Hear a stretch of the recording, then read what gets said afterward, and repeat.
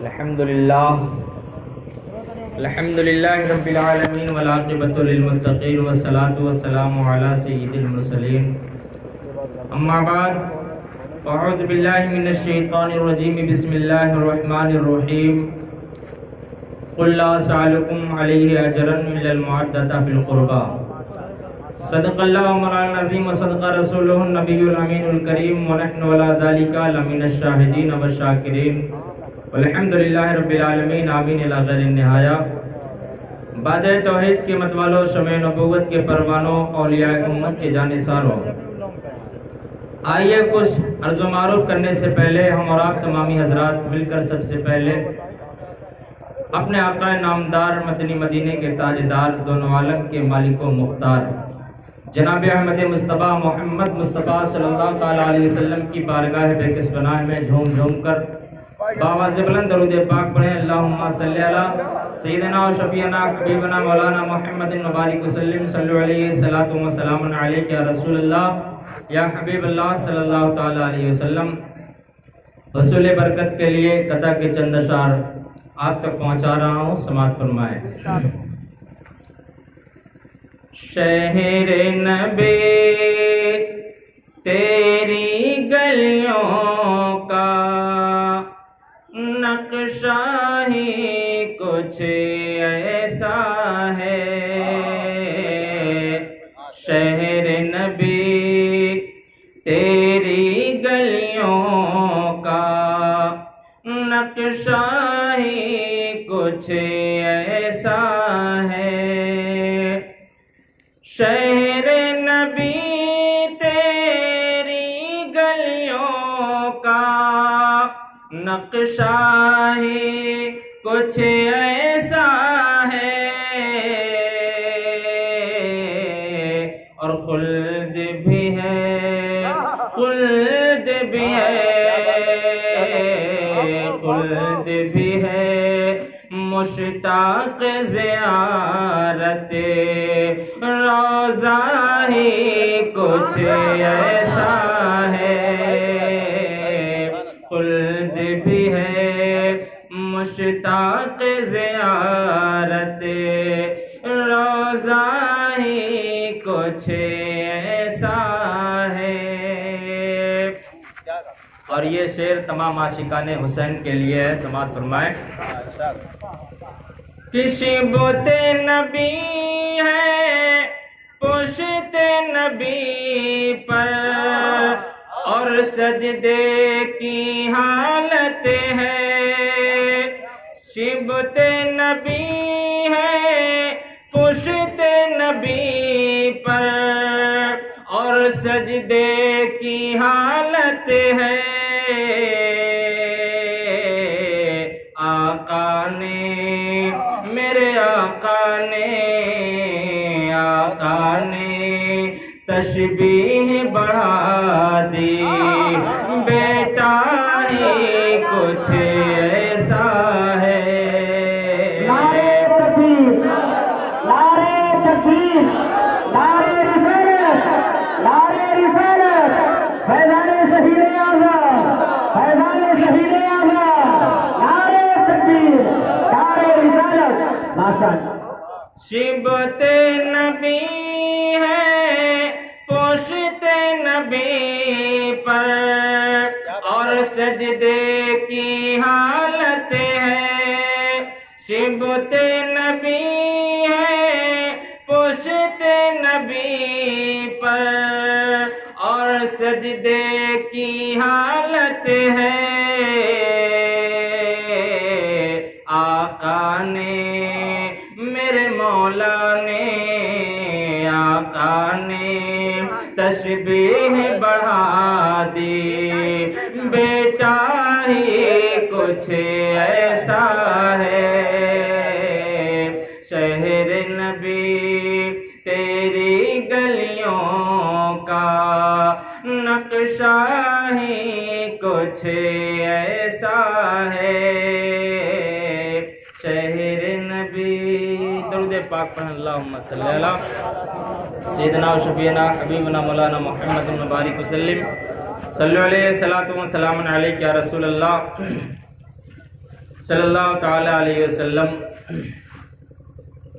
شاہ ہست حسین بادشاہ ہست حسین اور دین ہست حسین دین پناہ ہست حسین شاہ ہست حسین بادشاہ ہست حسین دین ہست حسین دین پناہ ہست حسین اور سرداد نداد دست در دست یزید سرداد نداد دست در دست یزید حقہ کی بنائے لا الہ ہست حسین حقہ کی بنائے لا الہ ہست حسین اور جو دہکتی آگ کے شعلوں پہ سویا وہ حسین جو دہکتی آگ کے شعلوں پہ سویا وہ حسین جو دہکتی آگ کے شعلوں پہ سویا وہ حسین ارے جس نے اپنے خون سے عالم کو دھویا وہ حسین جس نے اپنے خون سے عالم کو دھویا وہ حسین اور جس نے اپنے بچوں کی کر دی سخاوت وہ حسین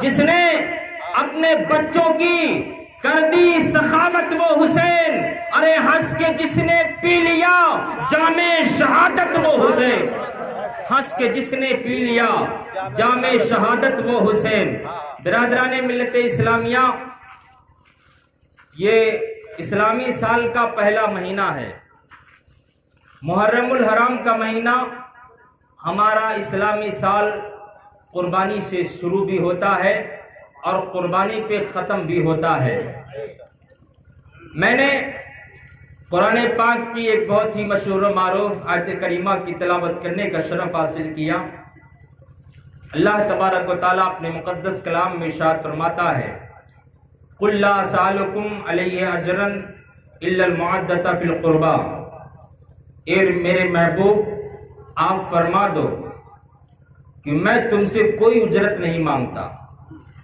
میں تم سے کوئی بدلہ نہیں مانگتا الا المعدۃ فی القربى مگر میرے اقارب میرے اہل و عیال کی محبت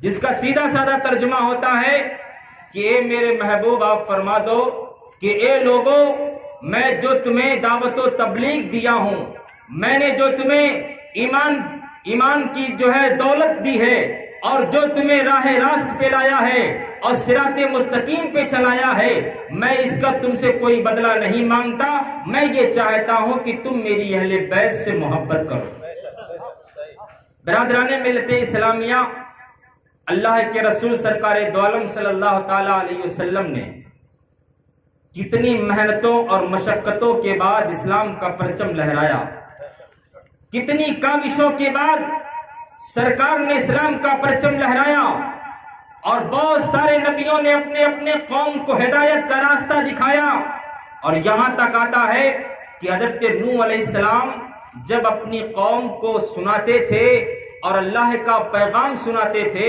تو نوح علیہ السلام کی قوم اپنی کانوں کے اندر انگلیاں ڈال لیتی کانوں کے اندر انگلیاں ڈال لیتی اے نوح ہم تمہاری کوئی بات نہیں سنیں گے اس لیے ہم اپنے کانوں میں انگلیاں ڈال لے رہے ہیں لیکن قربان جاؤ اللہ کے مقدس نبی نوح علیہ السلام فرماتے اے میری قوم تم کب تک اپنے کانوں میں انگلیاں ڈال کے رکھو گے کبھی نہ کبھی تھک کر کے نکالو گے جب نکالو گے تو میں تمہیں دعوت و تبلیغ دے کر کے جاؤں گا قربان جاؤ مسلمانوں آج تو آپ سننے کے لیے آئے ہیں بڑے بڑے علماء کرام کا بیان سننے کے لیے آپ منتظر رہتے ہیں اور جیسے ہی ذکر شہید اعظم منعقد ہوتی ہے آپ مچلتے ہوئے چلے آتے ہو کہ شہدائے کربلا کا ذکر ہوگا امام حسین کا تذکرہ ہوگا آپ دل جمی کے ساتھ سنیں گے لیکن ایک وقت وہ بھی تھا کہ جب کوئی بھی سننے کے لیے تیار نہ ہوا کرتا تھا محترم سامعین کرام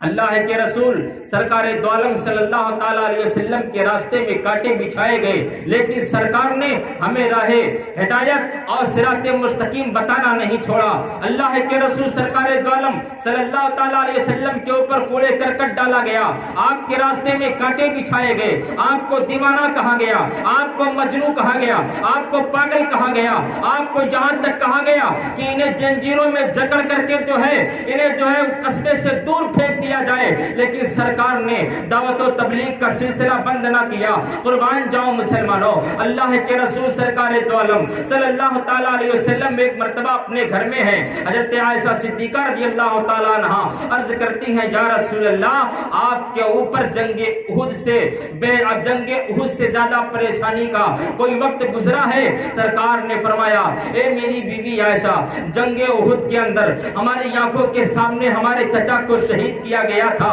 ہمارے چچا کے اعضائے بدنی کاٹے گئے تھے۔ اے عائشہ، ہمارے اوپر ظلم و ستم کی بارشیں کی گئی تھی، لیکن اے عائشہ، مجھے اس وقت کوئی دقت معلوم نہیں ہوئی تھی، مجھے اس وقت دقت معلوم ہوئی، مجھے اس وقت پریشانی معلوم ہوئی جب تمہاری قوم نے ہمیں طائف کے اندر کنکریاں ماری تھی، جب تمہارے قوم نے ہمیں طائف کے اندر کنکریاں ماری تھی۔ اللہ کے رسول ایک پاؤں اٹھاتے، دوسرے پاؤں کے اوپر کنکریاں ماری جاتی، سرکار کے پاؤں کو لہو لہان کیا گیا ہے، اللہ کے رسول کا جو ہے نالین مبارک خون سے بھر جاتا ہے۔ اللہ اکبر، یہ سرکار دو عالم نے دعوت و تبلیغ کا سلسلہ انجام دیا ہے۔ سرکار فرماتے ہیں، اے میری قوم، میں تم سے اس کا کوئی بدلہ نہیں مانگتا، میں تم سے اس کی کوئی اجرت نہیں مانگتا ہوں، لیکن میں یہ چاہتا ہوں کہ تم میری اہل بیت سے محبت کرو۔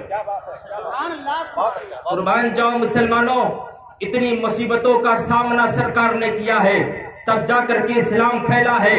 سرکار نے کتنی مصیبتوں کا سامنا کیا، سرکار نے جو ہے راتوں رات ہجرت کیا ہے، سرکار نے غار کے اندر پناہ لی ہے، لیکن سرکار فرماتے ہیں، اے میری قوم، میں تم سے کوئی اجرت نہیں مانگتا، میں یہ چاہتا ہوں کہ تم میری اہل بیت سے محبت کرو۔ قربان جاؤ مسلمانوں، سرکار فرماتے ہیں، اے میری امت کے لوگوں، سنو سنو، انا ترکا فیکم الثقلین، میں تمہارے درمیان دو بھاری چیزیں چھوڑے جا رہا ہوں، اگر تم ان کو مضبوطی سے تھام کر کے رکھو گے تو تم کامیاب ہو جاؤ گے۔ صحابہ نے عرض کیا، یا رسول اللہ، وہ دو بھاری چیزیں کیا ہیں؟ سرکار فرماتے ہیں، ایک میری اہل بیت ہے، دوسرا قرآن ہے، اگر تم اسے تھام کر کے رکھو گے تو تم کبھی بھی گمراہ نہ ہوگے، تم کبھی بھی جو ہے گمراہی کے راستے پہ نہ جاؤ گے۔ قربان جاؤ مسلمانوں، سرکار فرما رہے ہیں کہ تم ان دونوں کو تھام کر کے رکھنا، یہ دونوں دنیا میں بھی ساتھ رہیں گے اور قیامت میں بھی ساتھ رہیں گے۔ برادران ملت اسلامیہ، اب ایک سوال اٹھتا ہے، کیا قرآن سے انسان کا مسئلہ نہیں حل ہو سکتا تھا؟ کیا قرآن سے انسان کی جو ہے ساری پریشانیوں کا خاتمہ نہیں ہو سکتا؟ پھر اہل بیت کی محبت کیوں جو ہے ہمارے اوپر واجب کر دی گئی؟ اہل بیت کی محبت ہمارے اوپر کیوں واجب کر دی گئی؟ برادران ملت اسلامیہ، قرآن تو اللہ کا مقدس کلام ہے، قرآن تو اللہ کی پاکیزہ کتاب ہے۔ حضرت جنید بغدادی رحمۃ اللہ تعالی علیہ ایک مرتبہ اپنے مرید کو بلاتے ہیں اور کہا، اے میرے مرید، ایک میرا صندوق ہے، اس صندوق کو لے جا کر کے دریائے دجلہ میں ڈال دینا۔ محترم سامعین کرام، سچا مرید وہی ہوتا ہے جو اپنے جو ہے مرشد کے راز کے اوپر پردہ ڈالے، نہ کہ اسے لوگوں کو بتاتا ہوا پھرے۔ مرید نے وہ صندوق لیا، لے جانے کے بعد دریائے دجلہ میں ڈالا۔ جیسے ہی اس مرید نے بکسے کو ڈالا ہے دریائے دجلہ کے اندر، اس کے حیرت کی انتہا نہ رہی کہ جیسے ہی صندوق دجلہ کے پانی کے اوپر اس نے پھینکا ہے تو پانی نے راستہ چھوڑ دیا ہے، یعنی کہ صندوق کو راستہ دیتا چلا جا رہا ہے۔ اور تھوڑی دیر کے بعد بڑی محبتوں کے ساتھ پانی نے، دریائے دجلہ کے پانی نے صندوق کو اپنے دامن میں اس بکسے کو سمو لیا ہے۔ وہ مرید بڑا پریشان ہوا، حیران ہو گیا اور پہنچا حضرت جنید بغدادی کی بارگاہ میں، عرض کرتا ہے، حضور معاملہ کیا ہے؟ جیسے ہی میں نے صندوق کو دریائے دجلہ کے اندر ڈالا تو میں نے دیکھا کہ دریائے دجلہ کے پانیوں نے صندوق کو راستہ دینا شروع کر دیا ہے، پانی دونوں طرف چھٹتے ہوئے چلے جا رہے تھے۔ اے میرے پیر و مرشد، اگر اس صندوق کے اندر اتنی ہی کوئی قیمتی چیز تھی تو آپ نے اس صندوق کو پھینکوایا ہی کیوں؟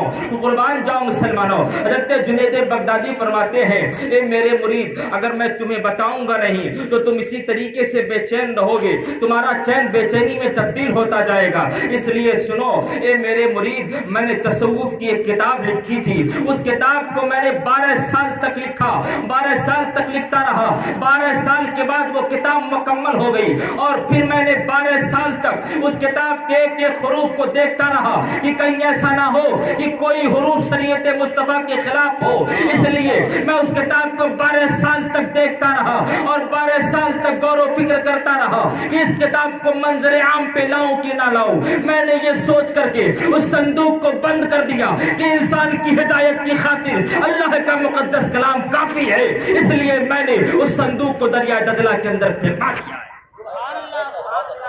تو آپ بتائیں، جب اللہ کا مقدس کلام، جنید بغدادی فرماتے ہیں کہ اللہ کے مقدس کلام سے انسانی کی ہر پریشانیوں کا خاتمہ ہو سکتا ہے، تو پھر اہل بیت کی محبت کیوں؟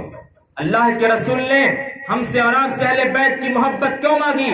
تو برادرانی ملت اسلامیہ، سرکار نے ہمیں اہل بیت کی محبت ہمارے اوپر اس لیے لازم کر دی۔ سرکار فرماتے ہیں کہ اگر ایک انسان اہل بیت سے محبت کرتا ہے اور قرآن کے جو ہے پاروں کو کم مانتا ہے تو وہ بھی گمراہ ہے، اور اگر کوئی قرآن کو مانتا ہے اور اہل بیت سے بغض و عداوت رکھتا ہے تو وہ دنیا میں بھی ناکام ہوگا، آخرت میں بھی ناکام ہوگا، اس کی دنیا بھی تباہ ہوگی، اس کا آخرت بھی تباہ ہوگا۔ اس لیے اے لوگو، اگر تم چاہتے ہو کہ تمہارا دین و دنیا سلامتی کے ساتھ رہے تو تم قرآن کو بھی تھام کر کے رکھنا اور اہل بیت کا دامن بھی تھام کر کے رکھنا۔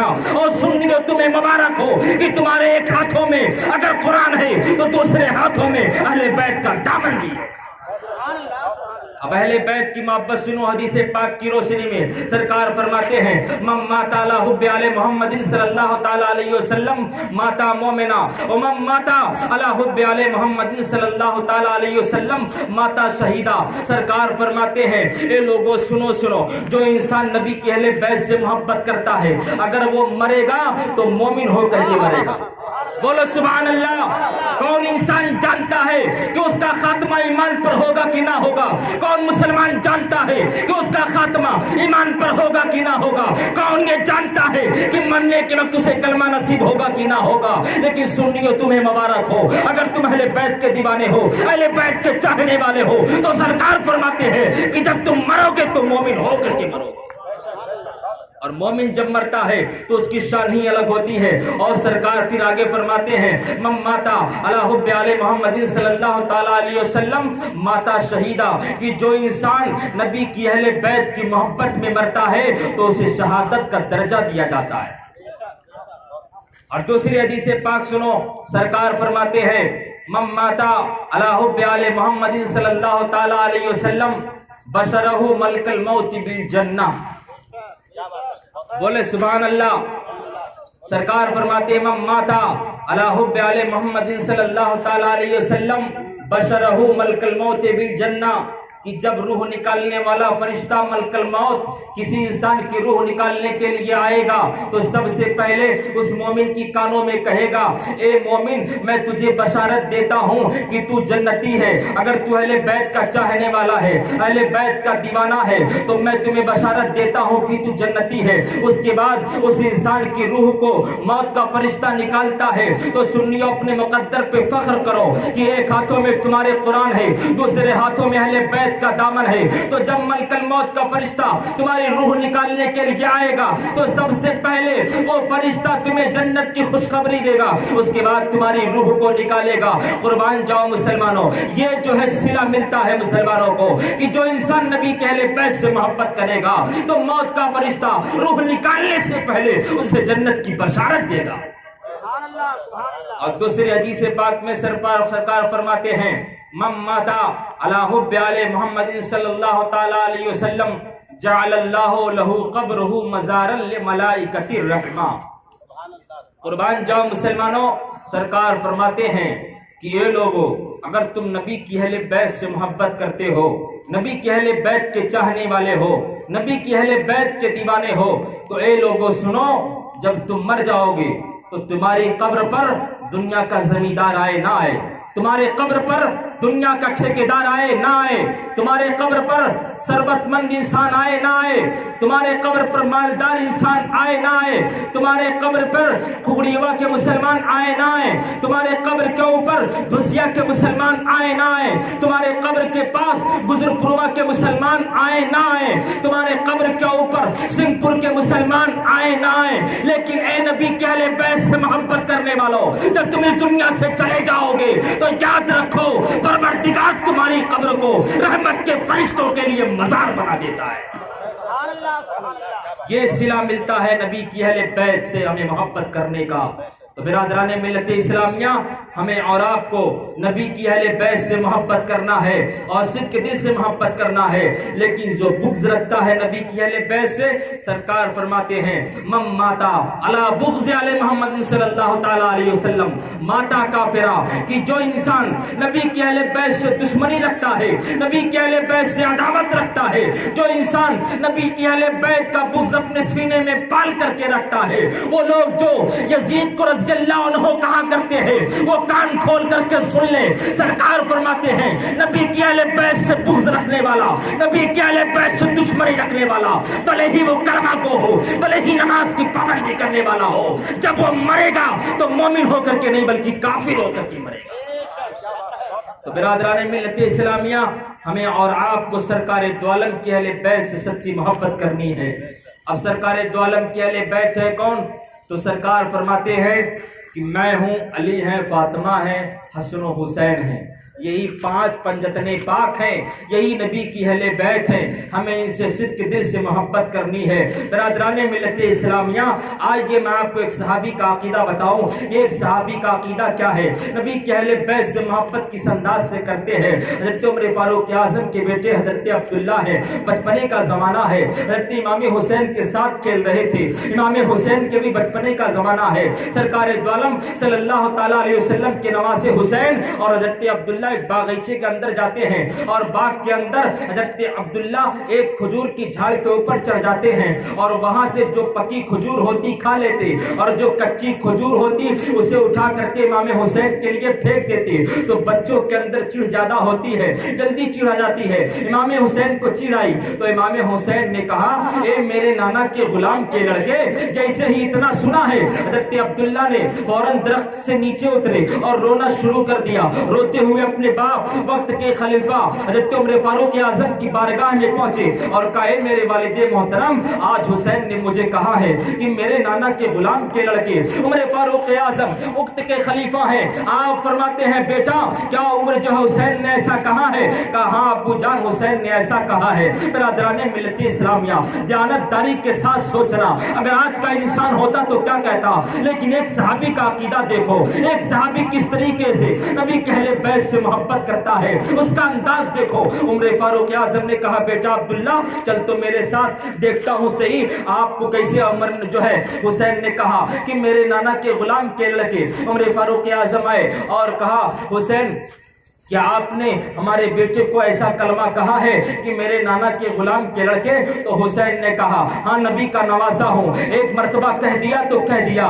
जमीन टल सकती है, आसमान टल सकता है, लेकिन नबी के नवासे की जुबान नहीं बदल सकती है। कुर्बान जाओ मुसलमानों। एक कागज उठाया है वक्त के खलीफा उमर फारूक आज़म ने और इमाम हुसैन के सामने रख दिया और कहा, या हुसैन, अब वही अल्फाज जो आपने मेरे बेटे को कहा है वही इस कागज पे तहरीर कर दी जाए। इमाम हुसैन ने कलम उठाया और उठाने के बाद लिख दिया, मेरे नाना के गुलाम के लड़के। उसके बाद उमर फारूक आज़म ने उस कागज के टुकड़े को उठाया है, उठाने के बाद आंखों से लगाया और दिल से लगाने के बाद अपने बेटे अब्दुल्ला को दे दिया और कहा, बेटा अब्दुल्ला, ये दुनिया का कोई मामूली कागज नहीं है बेटा, ये जन्नत का सर्टिफिकेट है, जन्नत में जाने का जरिया है। कुर्बान जाओ मुसलमानों। काए मेरे बेटे अब्दुल्ला, जब नबी के नवासे ने कह दिया कि मेरे नाना के गुलाम के लड़के, तो ये बेटा अब्दुल्ला तू जहन्नम में नहीं जा सकता है, बल्कि तुम्हें जमानत दे दी है सरकार के नवासे ने।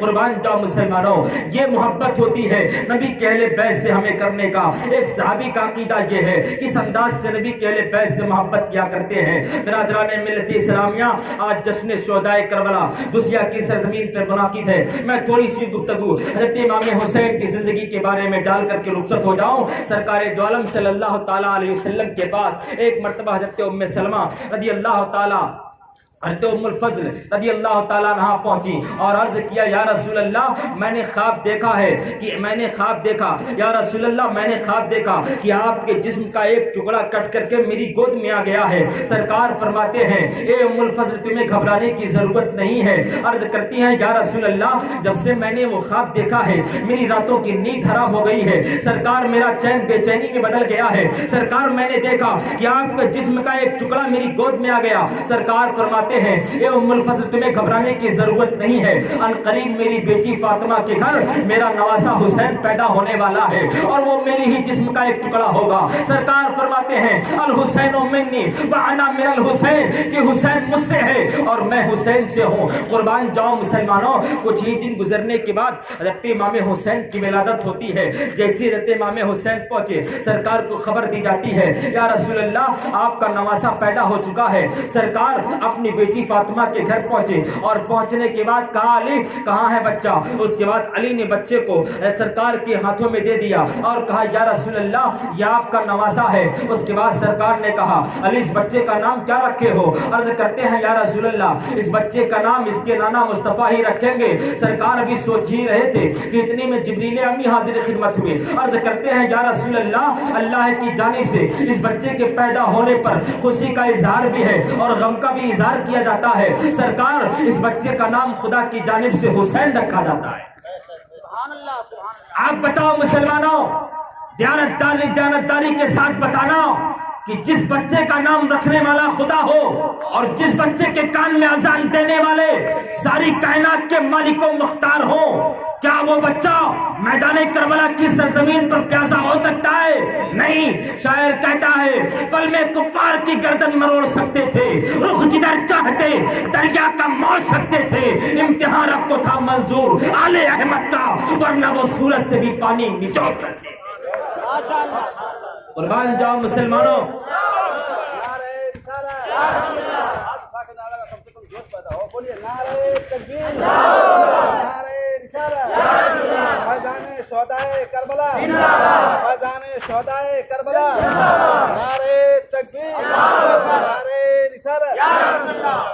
پل میں کفار کی گردن مروڑ سکتے تھے، رخ جدھر چاہتے دریا کا موڑ سکتے تھے۔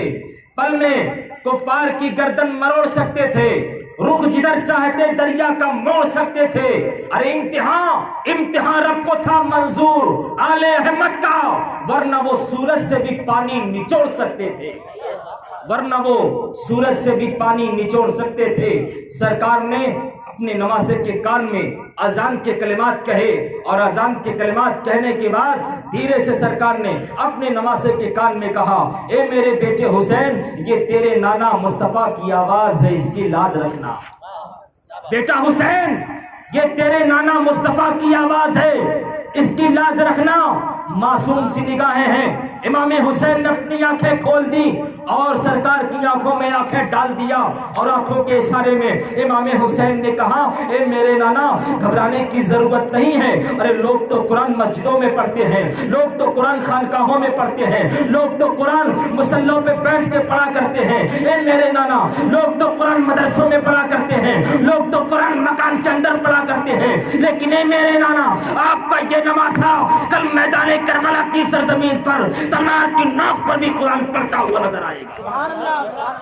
اس لیے میں کہتا ہوں مسلمانوں کہ جب تک دنیا قائم رہے گی امام حسین کا نام زندہ رہے گا، اور جب تک دنیا رہے گی امام حسین کے نام لیوا زندہ رہیں گے اور امام حسین کا نام زندہ رہے گا۔ اور امام حسین کا نام اس وجہ سے نہیں زندہ رہے گا کہ وہ نبی کی اہل بیت ہے، اس وجہ سے امام حسین کا نام زندہ نہیں رہے گا کہ وہ علی کے بیٹے ہیں، اس وجہ سے نہیں کہ وہ فاطمہ کے چین ہیں، اس وجہ سے نہیں کہ وہ نبی کے نواسے ہیں، بلکہ اس وجہ سے کہ اس کی ہمت پر علی شیر خدا کو ناز ہے، اس کی ہمت پر علی شیر خدا کو ناز ہے، اس نواسے پر محمد مصطفیٰ کو ناز ہے، اس کی ہمت پر علی شیر خدا کو ناز ہے، اس نواسے پر محمد مصطفیٰ کو ناز ہے۔ ارے سجدے تو سب نے کیے، سجدے تو سب نے کیے، پر اس کا نیا انداز ہے، اس نے وہ سجدہ کیا جس پر خدا کو ناز ہے، اس نے وہ سجدہ کیا جس پر خدا کو ناز ہے. آسمان کے نیچے رہنے والا انسان بھی خدا کی عبادت کرتا ہے, زمین کے اندر رہنے والا جن بھی خدا کی عبادت کرتا ہے, اور آسمانوں کے اوپر جنت کے اندر رہنے والے حور و غلمان بھی خدا کی عبادت کرتے ہیں, اللہ کے فرشتے بھی خدا کی عبادت کرتے ہیں. لیکن اگر تمام دنیا والوں کے سجدوں کو ایک پلڑے پہ رکھ دیا جائے اور تنہا حسین کا ایک سجدہ اگر ایک پلڑے پہ رکھ دیا جائے تو امام حسین کا ایک سجدہ تمام سجدوں والوں کے اوپر بھاری پڑ جائے. برادران ملت اسلامیہ, یہ امام حسین کی ذات ہے. آپ کی ولادت ہوتی ہے, اور ولادت کے بعد ذرا دیکھو اللہ کے رسول کس طریقے سے اپنے نوازوں سے محبت کیا کرتے تھے. سرکار کبھی اپنے نوازوں کو اپنے کندھوں پہ بٹھا لیا کرتے, اور بٹھانے کے بعد اگر کوئی آپ سے کہتا یا رسول اللہ یہ کیا ماجرا ہے, تو سرکار فرماتے لوگوں دیکھ نہیں رہے ہو کہ میں اپنے نواز امام حسین کو اپنے کندھوں پہ اٹھائے ہوئے ہیں. برادران ملت اسلامیہ, آج ایک چیز دیکھنے کو ملتا ہے کہ اگر کوئی انسان ثروت دار ہو جاتا ہے, کوئی بہت بڑا پروفیسر ہو جائے, بہت بڑا مالدار ہو جاتا ہے, تو بچوں کو گود میں اٹھانے سے کتراتا ہے, بھلے ہی خود کا بچہ ہو. لیکن قربان جاؤ مسلمانوں, ساری کائنات کے مالک و مختار ہیں, اپنے بیٹے کو اپنے کندھوں پہ بٹھا لیا, اور بٹھانے کے بعد کسی نے کہا سرکار اگر آپ ان کی سواری ہیں تو ان کی لگام کہاں ہے, تو سرکار نے اپنی زلفوں کو امام حسین کے ہاتھوں میں پکڑا دیا ہے. وہ زلفیں جس کی قسمیں قرآن کھاتا ہے, وہ زلفیں جس کی تعریف اللہ کا مقدس کلام کرتا ہو, ان زلفوں کو سرکار کے نواز حسین نے اپنے ہاتھوں میں تھام لیا ہے. اور جب سرکار اپنے نوازوں کو پیار کرتے تو جو ہے سرکار دو عالم صلی اللہ تعالیٰ علیہ وسلم کبھی جو امام حسن کو پیار کرتے تو ان کا انداز دوسرا تھا, لیکن جب امام حسین کو پیار کرتے تو سرکار امام حسین کے گلے کو چوما کرتے تھے, کبھی گلے کو چومتے, کبھی آپ کے رخسار کو چومتے. ایک مرتبہ آپ کی بیٹی فاطمہ نے دیکھا کہ ابا حضور اپنے ہمارے بیٹے حسین کے گلے کو چوم رہے ہیں, تو عرض کرتی ہیں یا رسول اللہ یہ ماجرا کیا ہے. ارے لوگ تو اپنے بچوں کے رخسار کو چوما کرتے ہیں, ان کی پیشانیوں کو چوما کرتے ہیں, سرکار یہ بات تو سمجھ میں آتی ہے, لیکن آپ حسین کے گلے کو چوم رہے ہیں, سرکار یہ ماجرا کیا ہے. تو سرکار فرماتے ہیں اے میری بیٹی فاطمہ تجھے معلوم نہیں ہے, ایک وقت ایسا آنے والا ہے کہ ایک وقت ایسا آئے گا کہ میرے بیٹے امام حسین کو کربلا کے تپتے ہوئے ریگستان پر ان کے اسی گلے پہ خنجر چلایا جائے گا, اس وجہ سے میں اپنے بیٹے حسین کے گلے کو چوما کرتا ہوں. سبحان اللہ, سبحان اللہ. قربان جاؤ مسلمانوں, وہ فاطمہ الزہرا رضی اللہ تعالیٰ عنہ. اب ایک بات حضرت فاطمہ کے بارے میں بتا دوں. برادران ملت اسلامیہ, دنیا کی کوئی بھی عورت ہو, کوئی بھی مسلمان عورت ہو, پرہیزگار ہو, ولیہ ہو, متقی ہو, پرہیزگار ہو, بھلے ہی وقت کی رابعہ بصری کیوں نہ ہو, کوئی بھی عورت مسلسل 1 مہینہ لگاتار بلا ناگا نماز نہیں پڑھ سکتی ہے, بلا ناگا نماز نہیں پڑھ سکتی ہے. کیوں؟ اس لیے کہ مہینے میں کچھ دن عورتوں کے اوپر ایسے آتے ہیں کہ ان دنوں میں ان کے اوپر نماز معاف ہو جاتی ہے. تقریباً 3 دن, بہت ہو گیا تو 5 دن, اور بہت زیادہ ہو گیا تو 10 دن, اس سے زیادہ نہیں جو عدت ہے. تو ان دنوں میں عورتوں کے اوپر نماز معاف ہے, وہ عورتوں کے اوپر نماز معاف کر دی جاتی ہے. وہ نماز نہیں پڑھتی ہیں, نہ قرآن پڑھ سکتی ہیں, بلکہ ان کے اوپر سے نماز کے جو ہے واجبات ہٹا دیے جاتے ہیں, نماز کے فرائضات ہٹا دیے جاتے ہیں. تو برادران ملت اسلامیہ, دنیا کی کوئی بھی عورت ہو لگاتار 1 مہینہ مسلسل نماز نہیں پڑھ سکتی, لیکن اسی زمین کے اوپر اور اسی آسمان کے نیچے ایک عورت ایسی بھی تھی جس کی زندگی میں نماز تو دور کی بات ہے, تہجد تک قضا نہیں ہوا کرتی ہے, مسلسل آپ نماز پڑھا کرتی تھی. آپ پوچھیں گے وہ کون سی عورت ہے, تو وہ حضرت فاطمہ الزہرا. اور آپ جان لیں کہ جو عورتوں کے اندر یہ خون مہینے کے اندر آتے ہیں نا, اس خون کا آنا بہت ضروری ہے. کیوں؟ کہ جب مہینے کے اندر عورتوں کو یہ خون آتا ہے, لیکن جب بچہ پیٹ میں آ جاتا ہے, حمل ٹھہر جاتا ہے, تو پھر اسی رابطے کو بچے سے جوڑ دیا جاتا ہے. اب اسی خون سے بچے کے اعضائے بدن بنائے جاتے ہیں, بچے کا جسم تیار ہوتا ہے. کس خون سے؟ جو خون ماں کے جسم سے ہر مہینہ نکلتا تھا، جب بچہ اس کی پیٹ میں آیا تو اب اسے وہ خون نہیں آئے گا۔ کیوں؟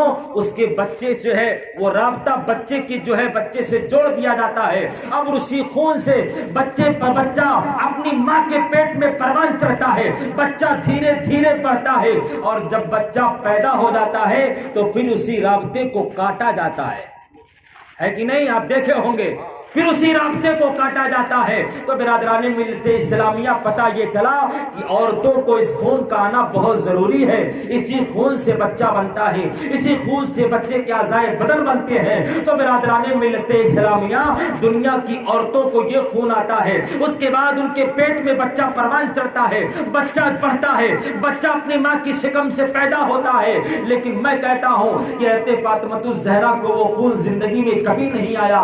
برادران ملت اسلامیہ، اب اگر کوئی اعتراض کرنے والا یہ اعتراض کرے، حضرت آپ یہ کہتے ہو کہ اسی خون سے بچے کے اعضائے بدن بنتے ہیں، اسی خون سے بچہ تیار ہوتا ہے، تو آپ یہ بتائیں جب فاطمہ کو وہ خون نہیں آتا تھا تو پھر امام حسن بنے کیسے، امام حسین بنے کیسے؟ تو میں کہتا ہوں دنیا والوں سنو، اگر یہ سوال پوچھنا ہے تو چلو بریلی کے تاجدار سے پوچھتے ہیں، یا اعلیٰ حضرت آپ بھی بتا دو، دنیا سوال کرتی ہے امام حسین کیسے آئے، امام حسن کیسے آئے؟ تو اعلیٰ حضرت فرماتے ہیں تیری نسل پاک میں ہے بچہ بچہ نور کا، اور تو ہے عین نور، تیرا سب گھرانہ نور کا۔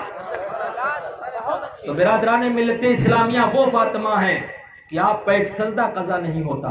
اگر بات بڑھائی جائے تو بڑی لمبی ہو جائے گی، مختصر میں آپ کو بتا دوں کہ حضرت امام حسین کی والدہ محترمہ حضرت فاطمہ ہے، اور حضرت امام حسین کے بچپنے کا زمانہ ہے۔ امام حسین کھیلنے کے لیے اپنے گھر سے باہر نکلنے کے بعد کھیلتے کھیلتے مسجد نبوی کے اندر پہنچے تو امام حسین نے کیا دیکھا کہ نانا جان نماز پڑھا رہے ہیں۔ نماز کی حالت میں حضرت امام حسین اپنے نبی اپنے نانا جان کے پشت پہ سوار ہو گئے۔ کہاں سوار ہوئے؟ پشت پر سوار ہوئے۔ سرکار جہاں 3 تسبیحیں 5-7 تسبیحیں پڑھا کرتے تھے، سرکار نے جب دیکھا کہ میرے پیٹھ پر میرا نواسا حسین بیٹھ گیا ہے تو سرکار نے اپنے سجدے کو طویل کر دیا۔ اب جو ہے آپ تسبیحیں پڑھ رہے ہیں تو تسبیحیں لا تعداد ہیں، گننے کی کوئی ضرورت نہیں۔ انسان تسبیحیں نماز کے اندر بہت پڑھتا ہے، کم سے کم 3 پڑھے گا، اس سے زیادہ پڑھ لیا 5 پڑھے گا، اس سے بھی زیادہ پڑھ لے تو 7 مرتبہ پڑھے گا۔ لیکن سرکار اب جو تسبیحیں پڑھ رہے ہیں گن نہیں رہے ہیں، سرکار پڑھتے چلے جا رہے ہیں، اور امام حسین ان کے پشت کے اوپر ہے۔ آپ یہ بتائیں کہ امام حسین نبی ہیں کہ امتی ہیں؟ امام حسین کیا ہے؟ امتی ہیں۔ تو امتی کس کے پشت پہ سوار ہے؟ نبی کے۔ کس کے پشت پہ؟ نبی کے۔ آج کل کچھ ایسی جماعتیں ہیں جو یہ کہا کرتی ہیں کہ اگر نبی کا خیال معذاللہ نماز میں آ جائے تو نماز نہیں ہوتی۔ میں کہتا ہوں کم ظرفو، ارے جب نبی کے خیال میں امام حسین ہیں، امام حسین امتی، نبی کے خیال میں سرکار تسبیحیں پڑھتے جا رہے ہیں اور سوچ رہے حسین ابھی بھی پیٹھ پہ ہے، سبحان ربی الاعلیٰ، اور سوچ رہے حسین ابھی بھی پیٹھ پہ ہے، سبحان ربی الاعلیٰ، اور سوچ رہے حسین ابھی بھی پیٹھ پہ ہے۔ میں کہتا ہوں کم ظرفو، جب نبی کے خیال نماز کے اندر امتی کے خیال سے نماز باطل نہیں ہوتی تو امتی کے خیال میں اگر نبی کا خیال آ جائے تو امتی کی نماز کیسے خراب ہو سکتی ہے؟ تو برادران ملت اسلامیہ، سرکار کے خیال میں امام حسین ہیں۔ اور اچھا آپ یہ بتائیں کہ انسان جب نماز پڑھتا ہے، قیام کیا، قیام کرنے کے بعد رکوع کرتا ہے تو خدا سے تھوڑا قریب ہوتا ہے، سجدے میں گیا اور قریب ہو گیا، اور جب تسبیحیں پڑھنا شروع کر دیا تو خدا سے اور قریب ہو گیا۔ تو آپ بتائیں کہ انسان نماز، آج ایک مومن نماز پڑھتا ہے تو اس کی بات تو الگ ہے، لیکن جب سرکار نماز پڑھے تو کیا سرکار خدا سے قریب نہیں تھے؟ سرکار قرب خاص میں اپنے رب کی بارگاہ میں تھے، یعنی کہ جہاں جہاں سرکار کی پہنچ ہے، سرکار سجدے کی حالت میں ہیں اور اپنے رب کی بارگاہ میں حاضر ہیں، اور وہاں بھی خیال حسین ہے۔ وہاں بھی حسین کا خیال، سرکار سجدے میں اور سجدہ طویل ہے، سرکار اپنے رب کی بارگاہ میں حاضر ہے، اور وہاں بھی خیال حسین ہے کہ ابھی بھی حسین پیٹھ پر ہے۔ سرکار نے سجدہ لمبا کر دیا، تھوڑی دیر کے بعد امام حسین پشت سے اترے اور پھر اپنے گھر پہ پہنچے اور اپنی ماں فاطمہ کے گود میں جا کر کے بیٹھ گئے اور کہا امی جان آج ایک عجیب ماجرا ہو گیا۔ ماں نے کہا بیٹا کیا ہوا؟ عرض کرتے ہیں امی جان آج ہمارے نانا مصطفیٰ نماز پڑھ رہے تھے، نماز کی حالت میں اپنے نانا کے پشت پہ سوار ہو گیا، اور امی جان تعجب کی بات تو یہ ہے کہ جب تک میں نہ اترا میرے نانا نے اپنے سر کو سجدے سے نہیں اٹھایا۔ اچھا یہ بتائیں سرکار نے اپنے سر کو سجدے سے کیوں نہیں اٹھایا؟ کہ اگر اٹھاتا ہوں تو حسین گر جائیں گے۔ کیا حسین گر جائیں گے؟ تھوڑی سی اونچائی پر تھے حسین، سرکار کو یہ گوارا نہیں کہ میرا نواسا تھوڑی سی اونچائی سے نیچے گرے۔ تو قربان جاؤ مسلمانوں، جب میدان کربلا کی سرزمین پر نبی کا نواسا گھوڑے کی زین سے نیچے گرا ہوگا، اس وقت نبی کے دل کو تکلیف کتنی ہوئی ہوگی۔ اللہ اکبر مسلمانوں، تیروں سے بدن چھلنی اور امام حسین نبی کے نواسے اپنے گھوڑے کے پشت سے نیچے گرے، اس وقت نبی کو کتنی تکلیف ہوئی ہوگی۔ نبی نے اپنے نواسے کو تھوڑی سی اونچائی سے گرانا گوارا نہ کیا، تو آپ بتائیں نبی یہ کب گوارا کر سکتے ہیں کہ میرے نواسے کو میرا کلمہ پڑھنے والے اور میری ہی گن گانے والے میرے نواسے کو شہید کریں اور گھوڑے کے اوپر سے گرائے۔ برادران ملت اسلامیہ، بہرحال آپ نے کہا امی جان میں نے یہ ماجرا دیکھا، تو ماں نے کہا بیٹا وہ نبی ہے، تمہیں نبوت کا خیال کرنا تھا، بیٹا وہ نبیوں کے سردار ہے، تم نے احترام نہ کیا۔ بیٹا نماز ایک انمول عبادت ہے، ایک اہم عبادت ہے، تو نے نماز کا احترام نہ کیا۔ تو آپ نے عرض کیا امی جان اس میں ایک راز کی بات ہے۔ ماں نے کہا بیٹا راز کی کون سی بات ہے؟ تو عرض کرتے ہیں امی جان جب میں اپنے نانا کے پشت پر سوار ہوا تھا اس وقت سے لے کر کے جب تک نہیں اترا تھا میرے نانا نے اپنے سجدوں کے اندر 72 تسبیحیں پڑھی تھی۔ کتنی تسبیحیں؟ 72 تسبیحیں۔ اے میری ماں، اے میری والدہ محترمہ، میرے نانا جان نے اپنے سجدے میں 72 تسبیحیں پڑھی تھی۔ اور اے میری ماں کل میں میدان کربلا میں اپنے خاندان، اپنے اہل و عیال کی 72 جانوں کو ان 72 تسبیحوں کے بدلے قربان کر دوں گا۔ قربان جاؤ مسلمانوں، یہ نبی کے نواسے ہیں، بچپنے کا زمانہ ہے۔ تو برادران ملت اسلامیہ، حضرت امام حسین رضی اللہ تعالیٰ عنہ یہ نبی کے نواسے ہیں۔ برادران ملت اسلامیہ، ہمیں اور آپ کو ان سے سچی پکی محبت کرنی چاہیے۔ اور برادران ملت اسلامیہ ایک آخری بات، حضرت امام حسین کی آپ سعادت سن لیں۔ شاید کہ آج 8 تاریخ ہے اور 9ویں رات ہے، اس کے بعد پروگرام ہوگا کہ نہیں ہوگا؟ اس کے پہلے باقی جو کچھ بچا کچا رہے گا، ہمارے حافظ و قاری کلیم اللہ صاحب قبلہ مدد اللہ نورانی، ان کا خطاب بنگلور کی سرزمین پر ہوتا ہے اور ماشاءاللہ بڑا عمدہ خطاب ہوتا ہے، آپ سنیں گے تو آپ کا دل باغ باغ ہو جائے گا انشاءاللہ۔ حضرت وہ پورا کریں گے۔ آپ امام حسین کی شہادت سن لیں۔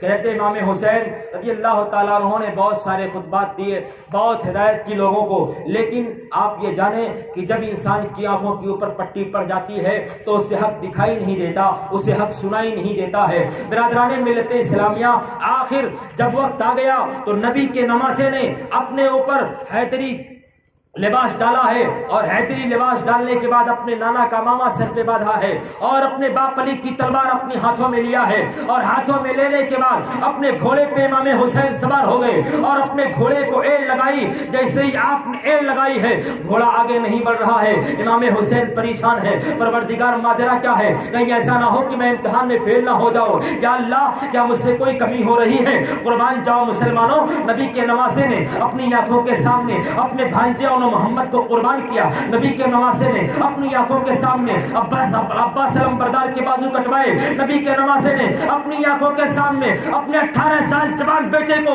میدان کربلا کے تپتے ہوئے ریت پر اسلام کی خاطر قربان کیا ہے۔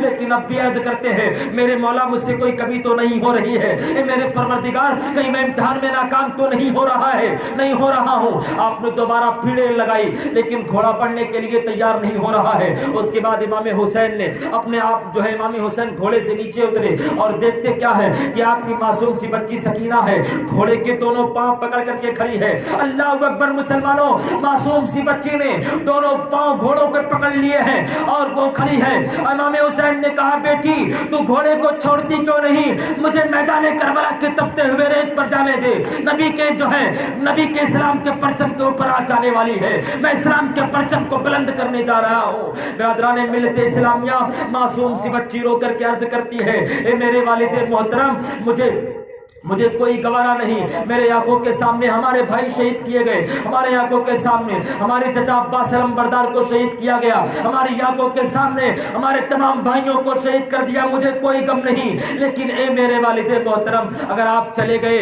تو آپ کی یہ بچی یتیم ہو جائے گی، پھر میرے سروں پر دست شفقت پھیرنے والا کون ہوگا؟ برادرانی ملت اسلامیہ، امام حسین اپنے معصوم سی بچی کو دلاسا دلاتے ہیں اور دلاسا دلانے کے بعد آپ پھر گھوڑے پہ سوار ہوتے ہیں اور امام حسین نے گھوڑے کو ایڑ لگائی ہے، گھوڑا دوڑتا ہوا میدان کارزار کے اندر پہنچا ہے۔ برادران ملت اسلامیہ، امام حسین میدان کارزار کے اندر پہنچے اور آپ نے جیسے ہی یزیدی کتوں کے اوپر حملہ کیا ہے تو برادران ملت اسلامیہ دشمنوں کو ایسا کاٹ رہے تھے جیسے کوئی گاجر مولی کاٹ رہا ہو۔ امام حسین کی جب تلوار چل رہی تھی تو ایسا لگ رہا تھا کہ امام حسین کی تلوار کے دھار کے اندر، تلوار کے دھاروں کے اندر تاروں نے اپنی جگہ چھوڑ کر کے امام حسین کی تلوار کو دھار کو اور ان کو اپنا جگہ بنا لیا ہو۔ ایسا لگ رہا تھا کہ جو ہے آدم کے ہاتھ دعا کے لیے اٹھ رہے ہو، ایسا لگ رہا تھا کہ نوح کی کشتی اپنی نجات کا کنارہ ڈھونڈ رہی ہو، ایسا لگ رہا تھا کہ امام حسین تمام جو ہے لوگوں کو ایک ہی جو ہے تھوڑی ہی دیر میں نیست و نابود کر دیں گے۔ جب علی کا سر میسرے کی طرف حملہ ور ہوتا ہے تو میسرہ صاف ہو جاتا ہے، میمنہ کی طرف رخ کرتا ہے، میمنہ صاف ہو جاتا ہے۔ برادران ملت اسلامیہ، آپ دیکھو کہ امام حسین کے بہادری کے جواہر، ان کے یہ جوہرات جوہر دیکھ کر کے تمام یزیدیوں کے اندر بھگدڑ مچ چکی ہے، تمام لوگ پریشان ہو چکے ہیں، سمر گھبرا گیا، خولی حیران ہو گیا، اے میرے پروردگار یہ ماجرا کیا ہے؟ ایک تنہا انسان، کہیں ایسا نہ ہو کہ 20,000 کی لشکر جرار پر کافی پڑ جائے، اب اس تلوار کو رکنا بہت ضروری ہے، کہیں ایسا نہ ہو کہ ایک وقت تاریخ ایسی لکھ دی جائے کہ ایک تنہا انسان نے 20,000 کی لشکر جرار کو نیست و نابود کر دیا۔ اس لیے اب ان کا یہ مشورہ ہو گیا کہ اب اس تلوار کو رکنا چاہیے، اس تلوار کو رکنا بہت ضروری ہے۔ برادران ملت اسلامیہ، جس وقت امام حسین تلوار چلا رہے تھے تو ایسا لگ رہا تھا کہ تنہا حسین کے اندر استقامت ابراہیم ہے، ایسا لگ رہا تھا کہ تنہا حسین کے اندر ارادہ اسماعیل بھی ہے۔ وہاں اسماعیل کے سامنے شیطان کا جو ہے اسماعیل کا ارادہ پہاڑ تھا شیطان کے سامنے، اور یہاں یزیدیوں کے سامنے حسین کا ارادہ پہاڑ ہے۔ برادران ملت اسلامیہ، امام حسین لوگوں کو کاٹتے چلے جا رہے ہیں، لوگوں کی صفیں الٹتے پلٹتے چلے جا رہے ہیں۔ اب یہ تلوار رک نہیں رہی ہے، تلوار روکی کیسی جائے؟ سارے لوگ پریشان ہیں۔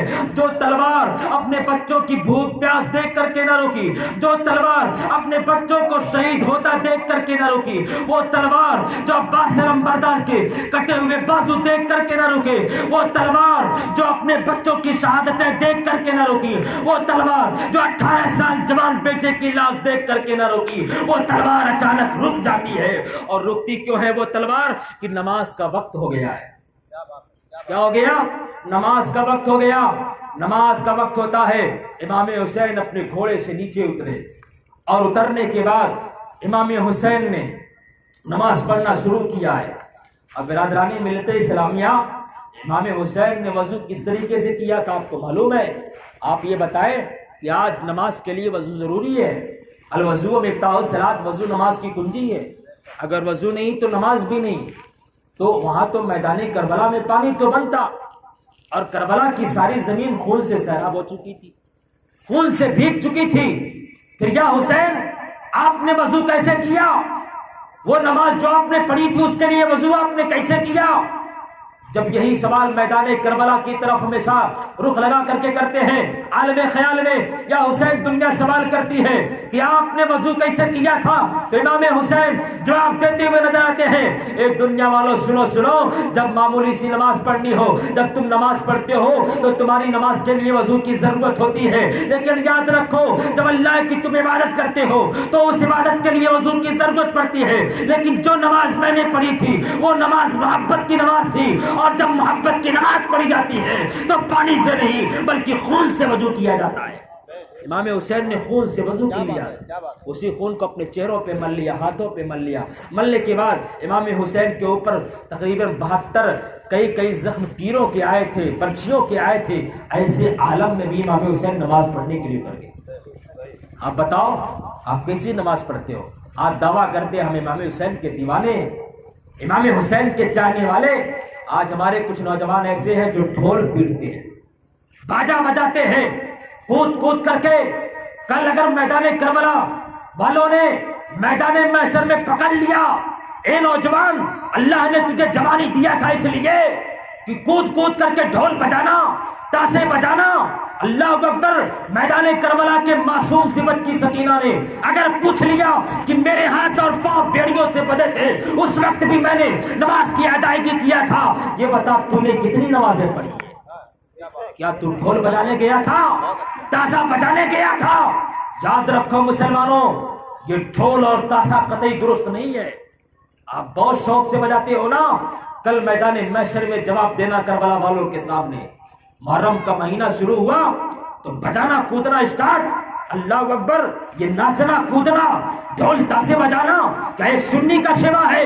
ایک سنی ڈھول اور تاسا نہیں بجاتا، بلکہ امام حسین کا ذکر کرتا ہے، امام حسین کی محفلیں منعقد کرتا ہے، امام حسین کا تذکرہ سنتا ہے۔ آؤ دیکھو امام حسین نے کیسی نماز پڑھی ہے۔ جب آپ گھوڑے سے نیچے اترے تو نماز کی حالت میں جب آپ پہنچے تو یزیدیوں نے کہا، اے لوگو جلدی کرو، بڑا اچھا موقع ہے، بڑا سنہرا موقع ہے، اگر یہ شیر دوبارہ اٹھ گیا تو یزیدی اس دنیا کے اندر سے نیست و نابود ہو جائیں گے، اس لیے اب اسے اٹھنے نہ دو، فوراً اس کے سر کو تن سے جدا کر دو۔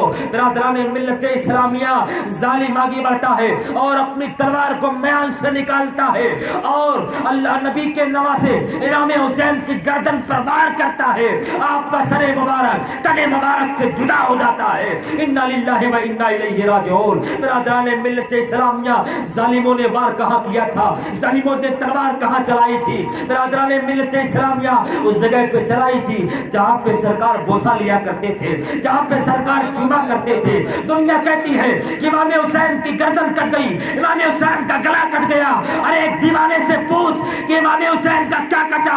امام حسین کی گردن نہیں بلکہ بوسہ گاہ مصطفیٰ کاٹ دی گئی ہے، نبی کے بوسہ لینے کی جگہ کو کاٹ دیا گیا ہے۔ اور ظالموں نے تلوار وہاں پہ چلائی تھی جہاں سے فاطمہ کا جنتی دودھ گزرا تھا، امام حسین کے گردن پہ اس جگہ پہ تلوار چلائی گئی تھی جہاں سے حضرت علی کا دیا ہوا نیوالا گزرا تھا، اس جگہ پہ ظالموں نے تلوار چلائی تھی۔ اور برادران ملت اسلامیہ اس کے بعد آیت امام حسین کے سر کو نو کے نیزہ پہ اٹھا کر کے برے مارکیٹوں کے اندر پھرایا جا رہا ہے۔ برادران ملت اسلامیہ، آج کل کچھ ایسے کمزور انسان ہیں جو یزید کو رضی اللہ عنہ کہتے ہیں۔ میں کہتا ہوں ظالموں، اس وقت بھی تم نے امام حسین کو نو کے نیزہ سے تکلیف پہنچایا تھا اور آج بھی تم امام حسین کو تکلیف پہنچاتے ہو۔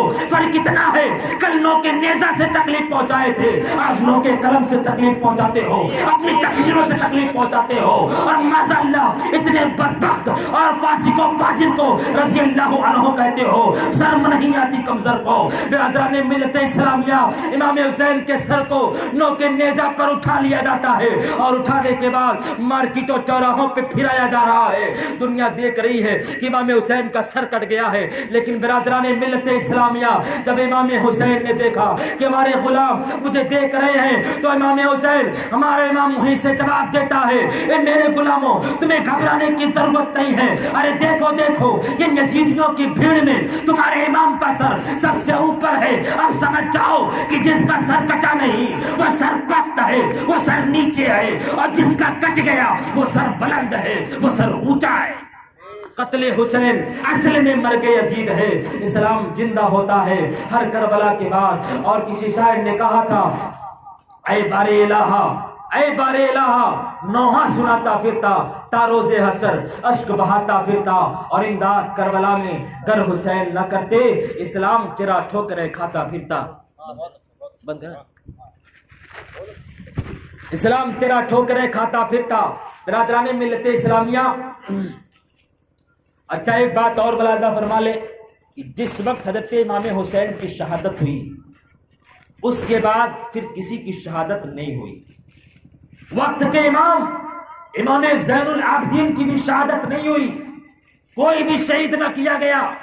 پتہ کیا چلا کہ یزید امام حسین کے خون کے پیاسے تھے. کس کے خون کے پیاسے تھے؟ امام حسین کے خون کے پیاسے تھے. دنیا نے سوال کیا حسین جب یزیدی آپ کے خون کے پیاسے تھے تو پھر آپ کو سب سے پہلے میدان کارزار میں جانا چاہیے تھا. آپ کو سب سے پہلے جنگ کرنی تھی اور شہید ہو جانا تھا. اگر آپ شہید ہو جاتے تو معصوم علی اصغر شہید نہ ہوتے. اگر آپ شہید ہو جاتے تو عباس علمبردار کے بازو نہ کاٹے جاتے. آپ شہید ہو جاتے تو قاسم کا صحرا نہ لوٹا جاتا. اگر آپ شہید ہو جاتے تو علی اکبر کی جوانی نہ لوٹی جاتی. علی اکبر کے لاشوں کے ٹکڑوں پہ گھوڑے نہ دوڑتے. جب یہ سوال دنیا والوں نے کیا تو برادرانی ملت اسلامیہ امام حسین کی بارگاہ سے جواب آتا ہے. اے دنیا والوں سنو میں نے تاخیر کیوں کی تھی. سنو امام حسین فرماتے ہیں کہ میں کیا ہوں. آپ دیکھیں امام حسین فرماتے ہیں کہ اے لوگوں میدان کارزار کے اندر علی اکبر کو شہید کیا گیا. علی اکبر یہ مومن ہے. کیا ہے؟ مومن ہے. علی اصغر مومن ہے. عباس علمبردار مومن ہے.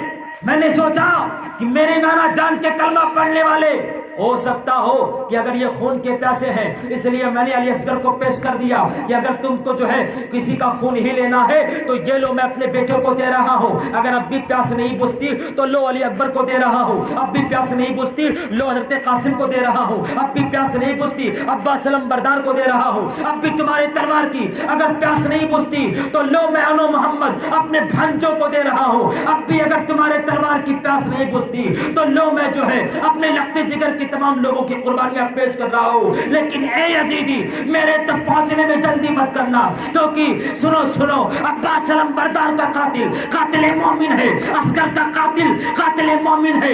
علی اکبر کا قاتل مومن ہے. اور میرا اگر تم قتل کرنا چاہو گے تو میرا قاتل مومن نہیں بلکہ قتل دین بن جائے گا. خواجہ معین الدین فرماتے ہیں دین است حسین دین پراست حسین سر داد نہ داد دست درتے دین حقا کی بنائے لا الہ است حسین.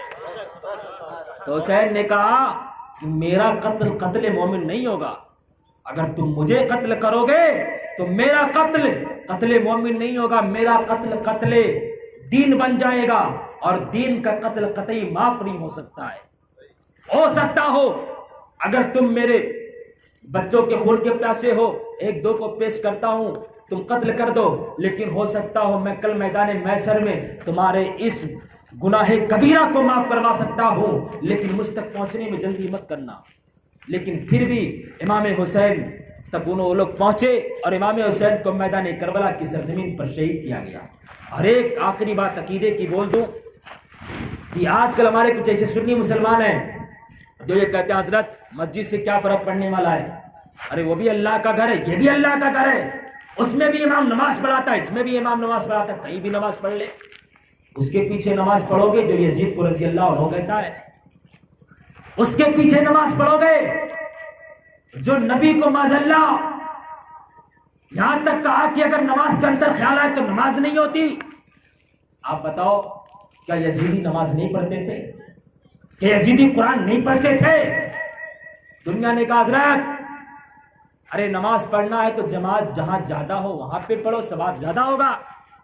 تو میدان کربلا کی سرزمین پر تو یزیدی کے لشکر 20,000 تھے وہ بھی نماز پڑھتے تھے. تو پھر امام حسین نے اپنی 72 کی جماعت الگ کیوں بنا لی؟ ان کے ساتھ ہی پڑھ لینا تھا. تو یہ سوال مجھ سے مت کرو.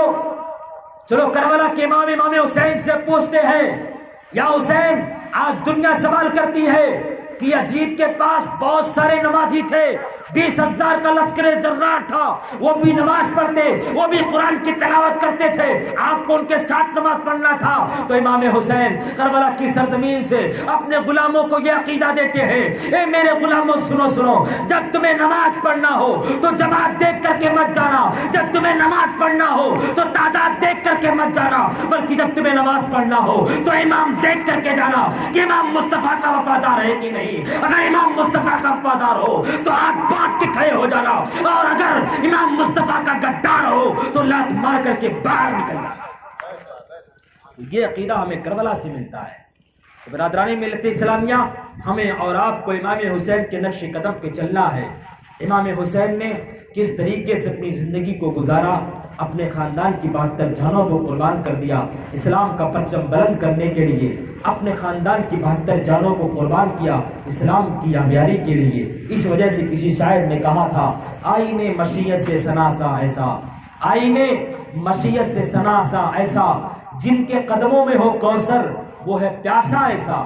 آئینے مشیت سے سناسا ایسا، جن کے قدموں میں ہو کوثر وہ ہے پیاسا ایسا۔